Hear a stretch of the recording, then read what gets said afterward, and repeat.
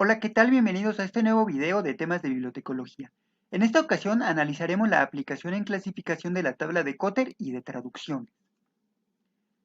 Antes comenzaremos con una introducción a la tabla de Kotter. Vemos que esta tabla se utiliza para lo siguiente.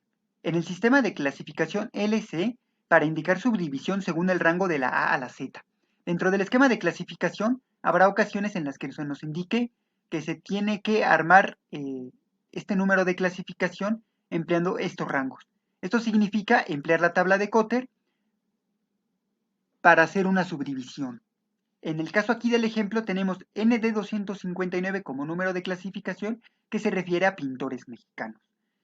El esquema a su vez nos pide una subdivisión de la A a la Z por un artista en particular. Aplicando la tabla de Kotter a este artista en particular, podríamos tener el siguiente número de clasificación que sería ND259.K35. Este K35 se refiere a Kahlo Frida. Aquí lo estamos tomando de esta palabra, tal cual se asentaría dicho nombre. Entonces, estas subdivisiones de la A a la Z nos permite establecer los nombres de los distintos artistas, de los distintos pintores, para generar una subdivisión a su vez y permita pues hacer muy amplia esta clasificación. En LS y otros sistemas de clasificación sirve para subdividir por asiento principal, es decir, por título o autor. Tenemos aquí un caso del ejemplo de un libro que podía clasificarse en clasificación decimal de Dewey, utilizando el número 170 y el número de Cotter S36. Como veremos, este es un documento sobre ética en general de un autor con apellido Sánchez. Este 170 pertenece al número de clasificación que le asigna la clasificación decimal de Dewey, y ese 36 se refiere al número de Cotter por el asiento principal, en este caso es el apellido Sánchez de nuestro autor. Como vemos, la A y la N se convirtieron ahora en números, en un 3 y en un 6. Más adelante veremos cómo ocurre esto. Bueno, como características principales de la tabla de Kotter, podría decirse que se basa en un sistema que convierte letras en números a partir de la segunda letra de una palabra. Permite intercalar material en un acomodo alfanumérico y excluye los números 1 y 0. Más adelante veremos el porqué de esa exclusión del número 1. Esto tiene que ver con la tabla de traducción. Más adelante detallaremos este aspecto. Esta es la tabla de Kotter que utiliza la Library of Congress en idioma inglés. A continuación veremos cada una de estas aplicaciones en idioma español e indicando algunos ejemplos. Después que una vocal inicial, la segunda letra se convierte según los siguientes números. Si es una B, un 2, D3, de la L a la M4, N5, P6, R7, de la S a la T8 y de la U a la Y9. Aquí tenemos un ejemplo que podría ser el apellido Abad, utilizando un número A2.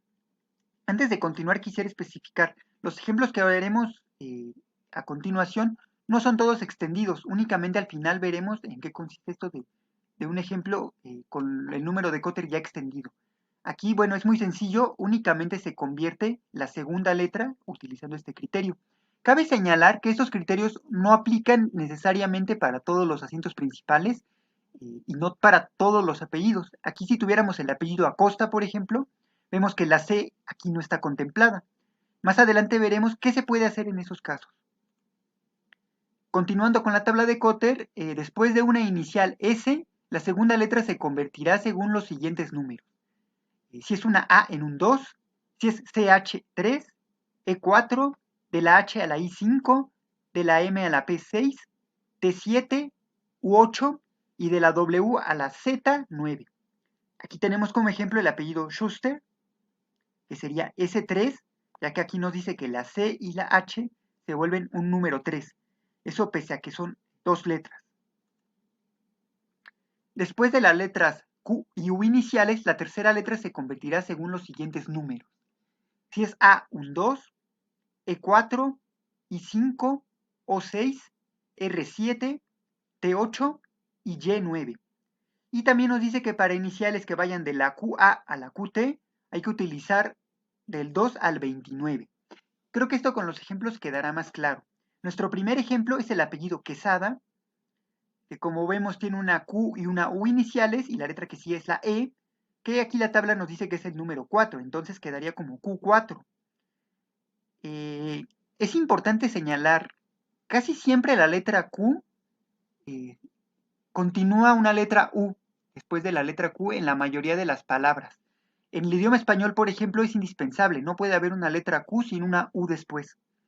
De ahí es este acomodo de los números de forma que se omite la letra U y se puede continuar a partir de la siguiente. Para especificar esto de las iniciales QA a QT, tenemos como ejemplo el apellido Kabalawi, que ocuparía Q2, ya que este 2 está dentro del rango que nos pide aquí usar del 2 al 29. No podríamos utilizar ni un 4, ni un 5, ni un 6, ni un 7, ni un 8, ni un 9. Tendríamos que utilizar números que vayan del 2 al 29. Estos números los podemos obtener utilizando la tabla de expansión que veremos más adelante, y eso nos va a permitir contemplar estos casos en los que una letra Q no vaya seguida de una U, que al parecer aquí la tabla los contempla como que son los casos menores. Y bueno, después de otra consonante inicial que no sea las antes mencionadas, la segunda letra se convertirá según los siguientes números. Si tenemos una A, sería un 3, E4, I5, O6, R7, U8 y Y9. Tenemos como ejemplo el apellido Rodríguez, después de la R y una O, que aquí la tabla nos dice que debe determinarse con el número 6. Por expansión, a partir de la tercera letra, o en casos no previstos anteriormente, se convertirá según los siguientes números.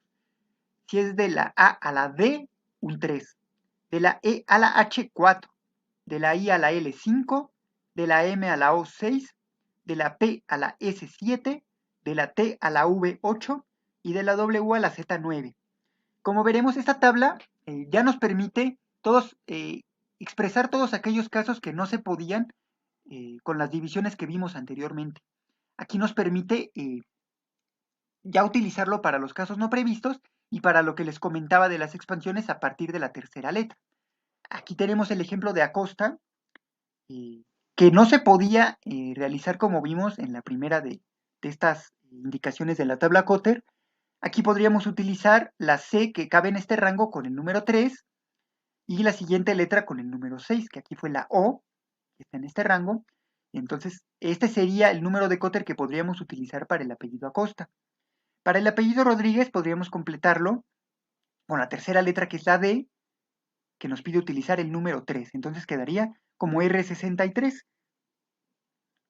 Tenemos también en los casos no previstos anteriormente el apellido McDowell, que sería M33, ya que tomamos la C de aquí, de la A a la D, que es el número 3, y luego tenemos la letra D, que está dentro de ese mismo rango, entonces sería otro 3, y quedaría como M33. Bueno, la tabla de Cotter para idiomas en la clasificación LC también puede utilizarse. Esto debe hacerse cuando el esquema indique by language, de la A a la Z. Tenemos que armar el número de Cotter para el idioma. Aquí tenemos algunos ejemplos. Tendríamos S6 para Spanish, que es el español. Cabe señalar, el nombre de los idiomas debe expresarse en el idioma inglés y el número de Cotter se arma con la tabla que ya vimos anteriormente. En este caso, la P con su equivalente del 6, entonces por eso se determina como S6. Aquí tenemos otro ejemplo que sería G4 para German, alemán, porque les recuerdo está en idioma inglés, y bueno, tiene que mantenerse un ordenamiento alfabético. Para eso nos ayuda ver estos dos ejemplos a continuación. S92 para el idioma Swahili, que así se escribe en el idioma inglés, y para Swedish, que es el idioma sueco, como S93.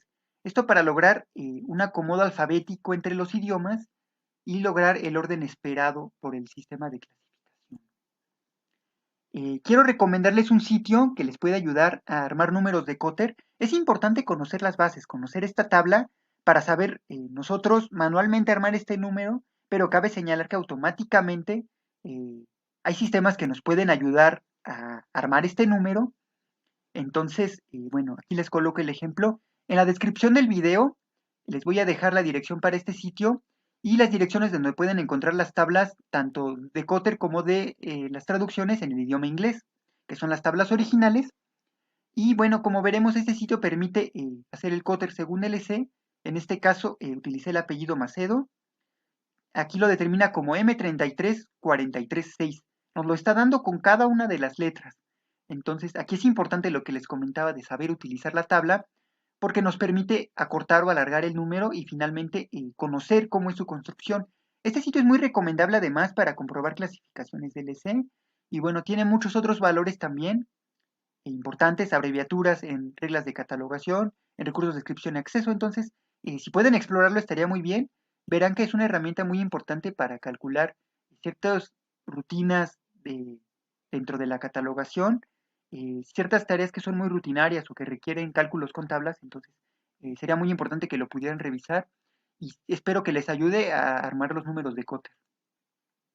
Bueno, continuando con la tabla de traducciones, dentro de sus características principales podría decirse que se basa en un sistema que convierte letras en números del nombre del idioma, esto en el idioma inglés, como ya mencionábamos anteriormente. Si tuviéramos el caso del idioma español, en inglés se llama Spanish, quedaría como 18. Esta X que vemos acá sería el número de Cotter por asiento principal y al final se le agregaría el número del idioma al que está traducido. En este caso, si fuera una traducción al español, Spanish sería el número 18. Permite subdividir dentro del número de Cotter por traducciones. Creo que con este ejemplo será más claro todo esto. Recordando nuestro documento inicial, tendríamos el número 170 S3613 para una traducción al inglés del documento sobre ética en general del autor con apellido Sánchez.